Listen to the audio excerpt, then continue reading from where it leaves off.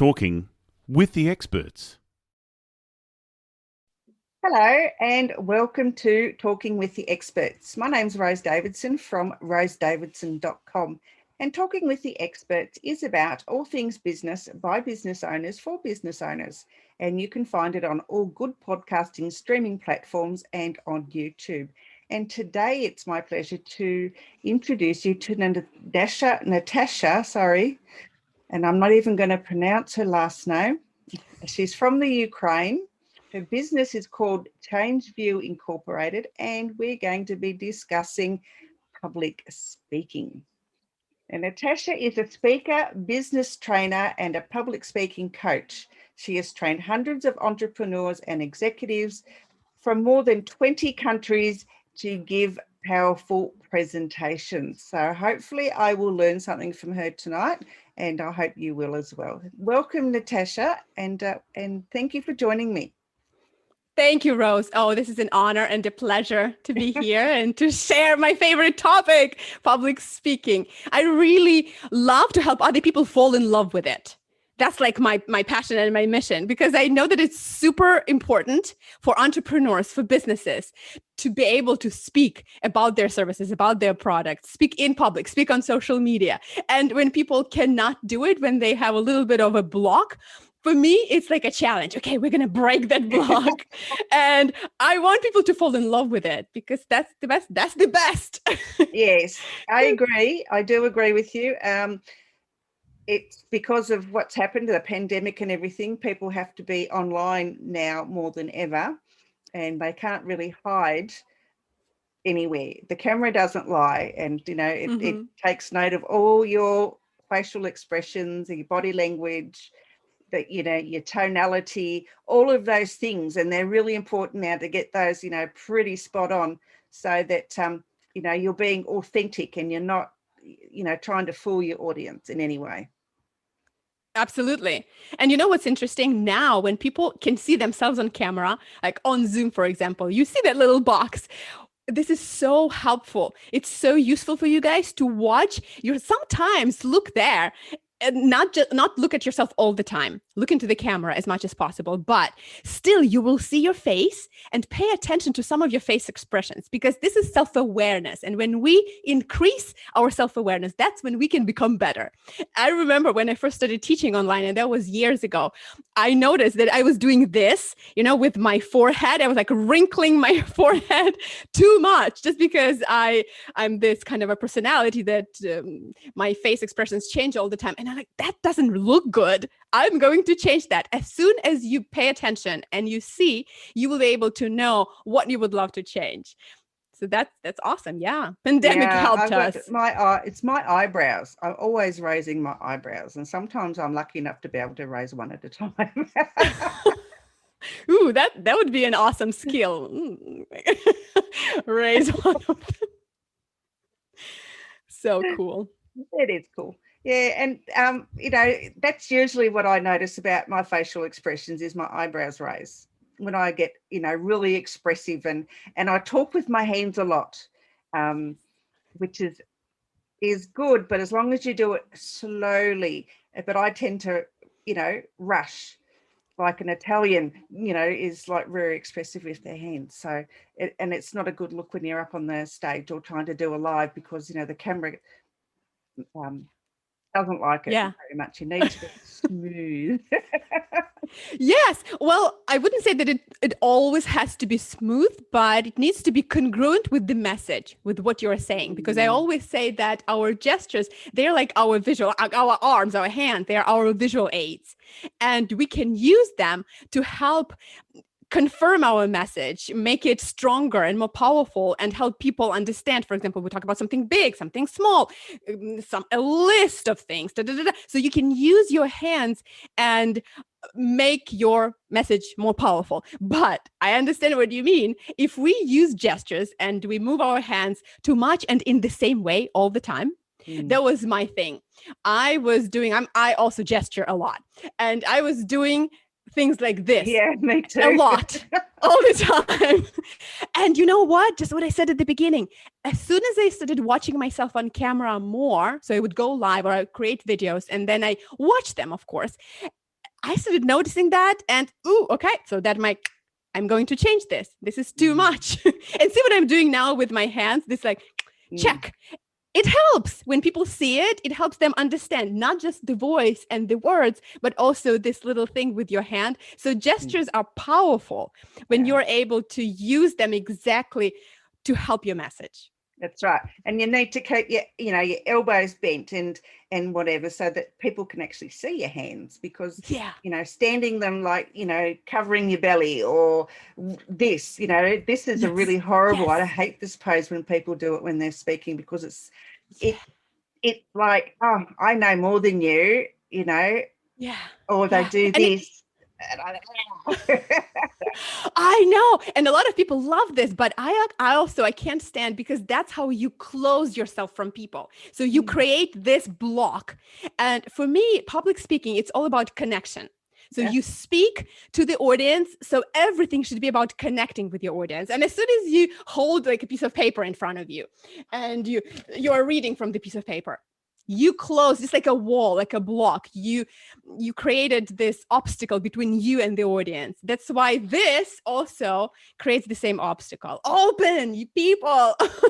Open your arms and your gestures and your posture. The posture needs to be open. Oh, absolutely. And tonality is also another big thing. You have to, vary your tone. You can't just be, Absolutely. That is so important too, because otherwise people get bored with listening to you, and they zoom out and start playing with their phones and doing whatever. Yeah, we call it vocal variety. And vocal variety is not even just about the volume or just about intonation. It's a lot of things. So it can be pitch. You go up, and like when you speak about this, it's endearing. So you talk about something special, or you speak to the kids. Then if you want to be persuasive, then you go down and it's a low pitch voice. So you play with your pitch. Then you do volume. Sometimes when we're excited or we really get into it, then we are loud and we're fast. But then you want to attract people's attention to something, and it's like the most important message, then you slow down and you whisper.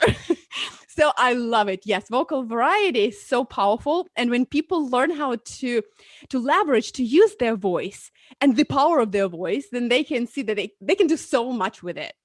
People, I think, don't use it enough. No, they don't. Even if they weren't doing public speaking, just in normal everyday life, people tend not to use different vocal pitches, tones, whatever, and it just becomes boring. And you think, please hurry up already, I just want to leave. I know. I love this. Do you use the speed controller, the video speed controller? I use that on my Chrome. And whenever I watch videos, courses, because I take a lot of different courses and programs, and then I watch people's lives. I always use it on like 1.5 or speed, or even double speed. Then I still can hear, but it's faster. Yeah, I've got some friends that do live videos every single day because, they're either card readers or they're doing something. And I really do like these people, but, I can only listen to them for about 5 minutes, because either they just go on and on and on about inconsequential things, or because I just like the information. That's the type of person. I just want you to deliver the information to me, and stop all that really bits on around the outside, which I know some people like. But it's just their voice. It just, I don't know. It bothers me, and I can't listen to them for very long, as much as I like these people. Yeah, but see what you started talking about now is even content. So it's not just the voice, but so you said they go on and on and on about some the consequence. So that means that they didn't really grab you, not with their voice, but also not with their content. No. They didn't say something that was very interesting for you, and they kept rambling probably. And speaking about this, we are all guilty of that sometimes when we start speaking, and if we haven't planned it in our head, at least in our head, or better on paper, then we could keep on and on and on about the same thing, repeat things, and then people will lose the audience. People will stop listening to that. Yeah. So structure, content is also super important. It is very important. Now, one of the questions that I do have about public speaking, and now it's just gone out of my mind, which so we'll come back to it later when I can remember. I'm having a senior moment today, so. Oh yes, I remember now. When you're giving a keynote or something that's a bit longer than 2 or 3 minutes, how do you actually remember the keynote? So if your keynote has to go for half an hour or an hour, how do you practice it so that you can remember it? I mean, I know you don't have to do it verbatim, and because the audience isn't going to know that you've forgotten words or whatever. And I know that spacing between words is very important so that you're giving the audience enough time to think. So how does one practice to do a keynote? That's a great question. That's a perfect question. And I would say definitely don't do it verbatim, because people do it. They memorize, they write down their speech, they memorize it, they rehearse it maybe twice, and then they go and deliver it. And then people in the audience can feel that you memorized. I always can hear that you memorized it and you're just saying word by word what you have written. Because usually when we speak, it's different from when we write. And these sentences are different, the structures, and it's so you could hear that. And for me, that's not natural. That's why I always say this speech needs to be a conversation. You can memorize it. It's great. If you think that you want to remember a 30-minute speech, it's possible. You can memorize it, rehearse it, but then you have to rehearse it so well, so many times. If that is, let's say it's a TED talk or TEDx talk that you need to deliver it in such a great way. So it's just such a needle mover for you or for your business, or any other kind of presentation or any keynote that is just super crucial for you. So you have to remember everything. Okay, memorize it, but then rehearse it so much, so many times that it becomes a part of you. Then when you speak, you'll be okay missing something, not saying all the words, but because you feel it already, you know the structure in your head, you know where you're bringing them. And I will get to that. I'll explain what is super important when you are preparing this speech, the keynote, when you are trying to remember it, not even memorize it, but remember. But just I'll repeat this again. If you want to memorize it word by word, then practice it so many times. One of my clients, she practiced it 40 times, because every time she sent me the video, I said, no, it's not you. It's just not you. You're reciting a poem. I don't want this. I want you. It needs to be natural. Feel it. You've got to feel this speech. And after 40 times, she sent to me, she's like, oh, you made me do this. I created 40 videos. And finally, I loved it just because she owned it. It became a part of her. And she didn't say everything like word by word. There were maybe a couple words that she didn't say, but she delivered what she wanted. She had the goal, the objective of this speech in her mind. And when she delivered it, she achieved that goal. And that is the most important thing. What is the goal of your speech? What's the goal of that keynote? That's why, yes. So the first point is, if you want to memorize it, then practice it so many times that it will be very natural. But I prefer not to memorize it, but to have a structure in my head and on paper. Of course, first it's on paper, then you have to get it in your head. The structure needs to be very clear. First, you remember your opening very well. So you have to remember those 2 sentences or 3 sentences and repeat them several times, so that when you go out there and you're a little nervous, then you say those sentences that you could say when somebody wakes you up in the middle of the night. You just have to remember them so well. And you're saying them that will help you get into the flow, and the nervousness will go away. So you remember your opening super well. Then you have to know the structure. You need to know, what is my main idea? One big idea. Don't have many.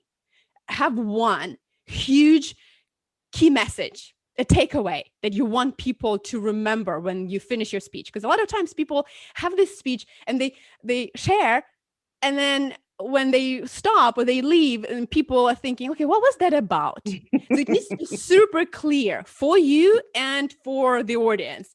And when it's one idea, then it's the best. Then you have your points or sub-points or some sub-arguments, something that will prove and confirm your main idea. And of course, you could have a story. The story could be at the beginning, could be in the middle. The story could be something that confirms and strengthens one of your points or all of your points, or strengthens your big ideas. So stories, it's up to you. You can definitely use them, but you can use them in any part of your speech. And then you have those Roman columns, we call them, or these points. And why Roman columns, I can tell you later. There's like a legend, but mainly it's the points of your speech. And then you have to remember very well, kind of like opening, you remember your ending. You memorize what are those 2 sentences that you say at the end, a call to action, a summary of everything you just said, an inspiring quote, a rhetorical question, or a little story. How will you end it? You have to end strong, and you need to know it very well. It's starting with the end in mind, Stephen Covey. It's when you are starting your speech, where are you bringing your audience? Because even if you forget something, even if you don't say one of the points, or you don't say all those sentences you memorized, but if you know where you're bringing them at the end, then you will achieve your goal. Then you will not ramble, and you will finally bring them, because you'll keep this in mind. Oh, okay, I'm finishing with this. I'm finishing with this. That's where I'm going. That's where I'm going. And that will help you structure your thoughts and always come to that statement. So very easy. Remember, memorize the opening, memorize the ending very well, and know your points. Right. One big idea.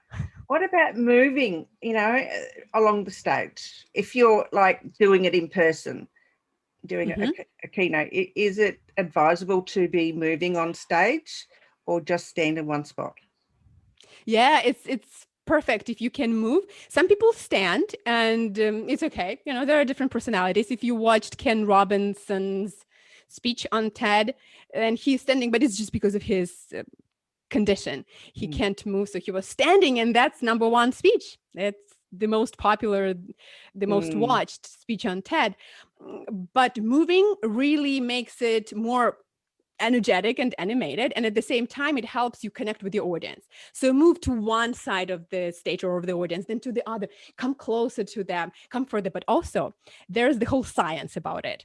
You move on the stage, and depending on how you move, where you go, people can perceive psychologically. People will understand what you're saying in a different way. For example, and let me remember this correctly. You go to so for people, because it's different for us and for people when they're watching. You go to the right when you speak about the past. You go to the left when you speak about the future. It's like you move. Then you, for example, start in one spot. And then when you have this moment of sharing a failure or talk about some pain, then you go to a different spot of the stage and you stand there and you share this. And then when you transition in your speech to the moment of a triumph or success, or when you overcame that pain, then you move from that spot. So you use the stage also with this in mind strategically. And people, they don't know. So they wouldn't understand what you're doing, but psychologically, subconsciously, they will be perceiving, it will be much more clear for them. They will remember it better. Yeah. So that's really fascinating to me. Yeah, but I can never get, sometimes I forget, is it my right hand? Oh, no, my right hand or their right hand. So you're facing the audience. It's my right hand. Yeah. So we're facing the audience. No, it's my right hand. So for them, it will have my right hand is past. Their left. Yeah. So for them, it's left, and for me, it's right. It's past, and then this is future. Okay, so it's because it's basically it's the opposite. So it's counterintuitive because we're doing it for them. Yeah. Because usually we would do past, future, but when we're speaking, we have to do it the other way around. Yeah. Past and future. Yeah. So we've got movement, we've got tone, we've got memory. So what structure makes a good talk, do you think? What structure? Yeah, how would you structure it? I know you said have a strong beginning and a strong ending, and then remember your points in the middle. but and your Mhm. stories and everything. But how do you structure it? Like, do you start with a question, or do you just Mhm. open up with a story, or or do you give some Yeah. background to what your talk's going to be about, or Mhm. those sorts of things? Yeah, and there are so many different ways of how you can structure it. Of course, I can give you a few ideas, and also the main concepts of Yep. a structure. So definitely, you need to keep in mind there has to be an opening, body, and conclusion. So Mm. this is like the basics. If you didn't have the opening, you just jumped into it, or you started with, "Hi, my name is Natasha Bazilevych, and I'm so happy to be here." And of course, you are happy. Why do you have to say that? And who cares that you're Natasha Bazilevich? Nobody cares. People care about them. So that's why we need to start with them, the audience, the question. That's perfect. If you start with the question that will grab their attention, that they can relate to, because first you need to build a rapport. How do you build that rapport? You ask something or say something that will make people think, "Ooh, yeah, that's me." Have you ever have you ever felt that you have an imposter syndrome, that this is not you, that people might find out that there's something about, have you ever felt that you want to exercise every day you plan, but you, and so depending on the topic of your speech, you ask a question that people will think, yeah, that happened in my life. And you could ask 2-3 questions so that more people would relate to it. And then you get into your body as soon as you grab their attention. You can start with a story. Don't start with the long story, start with the little one, just like an episode, a moment. And it should be something, again, that will grab their attention. Don't start like, "Let me tell you a story." Well, some people do it, but a lot of times it's kind of an overused phrase that you think that you will grab people's attention, but not anymore. If you start with a phrase from the middle of the story, like a quote, something that somebody said to you, "You will never be able to achieve success in your business," he said to me when I asked him to that. I mean, I'm just making this up, but Yeah. you will not. So say something shocking. He said to me when I asked him, and that's when I thought, I will, and I will show everybody. So don't start with, "I was born in 1978, and then I was born in Murmansk, and then I." So don't make it chronological. That is a little boring. Start from the middle, start from the end, start with something that will grab people's attention. That is the most important part. And then there are so many ways of structuring your speech. You could have the opening, and then you tell a story, and then you go into points, and then you go into the closing. You can start with saying, especially if that is a business presentation or anything kind of official, you can say, "Today, I want to share with you 5 lessons that I learned in my business." So you say to them from the very beginning so that they know, oh, okay, there will be 5 lessons. All right. So we know what to expect. We know that when she says 3, there will be 2 more. It's good when you tell people.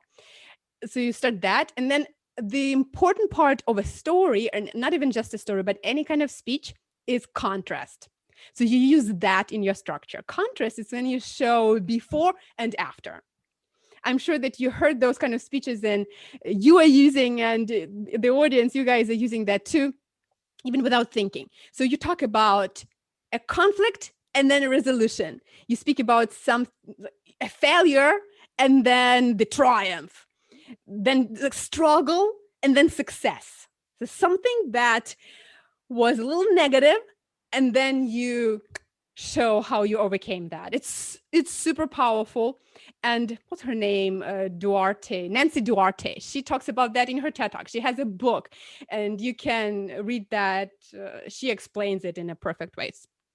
Before and after, what was and what is, or what could be. And one thing that I wanted to add here, and now it slipped out of my mind. So remember, I know, see, is that contagious? So remember the contrast. That is super important. And when you show them, now I remembered, there are seven ways of sharing a story. So that is more about storytelling, but you know how our speech needs to be like a story, or at least you should use a story inside. And sometimes even when we are sharing something, it has the same structure as these 7 archetypes, and I will try to remember them from my memory. From rags to riches. So you talk about how you didn't have something, you couldn't do something, and then now you can. Overcoming a monster, the second one, and the monster. And these archetypes, we can see them in movies, stories, books, and everything, but also in our speeches. The monster, it's our problem. It's our challenge. It's our maybe a habit that we're trying to overcome, a failure, whatever. So overcoming that monster. Then it will be the journey, like a voyage, when you're starting somewhere, not even necessarily the literal voyage, but you are starting somewhere, then you are moving in your business, in your life, to another stage, and then to another. And it's like a journey. You are traveling and you're taking people together with you on that journey. Or it could be a quest, when you have tasks and you have to accomplish them and you share with people. So similar to a journey, but not exactly. Then we have a comedy and a tragedy. So you could share a joke, you could share something funny, embarrassing that happened in your life. And this is very important. Make it emotional. If you trigger people's emotions, they're with you. You have them. If you made them laugh, if you made them cry, even if you made them smile inside, and they didn't even show you that smile, but they're thinking, cool. And they don't even show it to you on their face. Don't be deceived. Don't even be deceived by people looking into their phone. Sometimes those are the people who are listening most attentively. They're just not looking at you. But remember, trigger their emotion. And the tragedy, of course, when you are sharing something tragic, and now I can't remember the 7th one, but it might come back to me. I'll share. So yeah, this is the structure. Out, Natasha? Could you say that again? Sorry. Sorry. Have you got any books out? Have you written any books? I am starting one. I'm starting to write the book in July. I'm so excited. What's it going to be called, or haven't you decided yet? Well, I know what it's going to be about, but I don't really have a name yet. It's something around Speak with Power, because I have a program, Speak with Power, and I have the podcast, Speak with Power. So it's about speaking. It's about unleashing that power, that message from people. And for me, I work with entrepreneurs a lot, and I have a heart for entrepreneurs just because I think that there's so much power in creating a business, in taking, because who are entrepreneurs? We are the crazy ones. We are the ones who have this message, this dream, this goal, and we are bringing it to the world, because so many other people have it, but they don't. And so for me, I want entrepreneurs to take this message about their product, about their service, and then go and bring it out, bring it to the world, speak about it, speak with confidence and speak with power. So that is the main idea. And I'm still researching it. I'm interviewing people and asking about their struggles. And now I can see it better. But I will start writing it in the summer. Yeah. Yay. Really excited. You got a podcast. And how many episodes have you done so far? Actually, I just started in January. I never really thought that I would want to start a podcast. And then my coach, she was inspiring me to start one. And then one of my clients, she just said, you have to have a podcast. You just got to start a podcast. And I'm like, okay, well, if people keep saying that, then I did. And as soon as I started in January, I do 2 episodes per week. So now I have, I think 30. It's such an incredible journey. Well, you are doing this. It's such an amazing journey. And the best thing is about having the conversations with people. Absolutely. Like you. Yes. I love meeting all the people I've met. And I think you're about 145 on the list at the moment. So wow. I started last July. That's not past, that's past. Last July. So about just over 140 now I've done. So, and just the people that I'm meeting, and the backgrounds and the services and whatever that they offer and the advice, it's just it's incredible. They're just people who wouldn't have crossed my path any time in my life ever. And it's been absolutely brilliant. And I've actually made some really good acquaintances out of it, and we keep in touch, which is really, really nice. Yeah, Hmm. yeah.